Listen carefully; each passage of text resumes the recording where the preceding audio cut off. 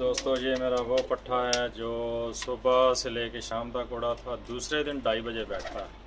Punjab police 12 number. ये इसका पहला पट्ठा निकला है जी। ये पूरा दिन उड़ के दूसरे दिन 2:30 बजे बैठा था इसका फादर। ये पहला बच्चा इसका निकला है।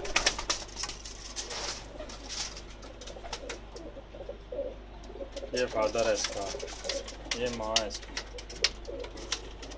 मदर है इसकी। ये भी शाम तक उड़ी हुई है मेरे पास। ये एक ही फैमिली है जी। ये पहला बच्चा इनका निकला है जी। 12 नंबर पंजाब पुलिस। ये माँ है इस पट्टे की, ये फादर है, यार्ड में पड़े हुए हैं अभी। ये बच्चा है इनका जी।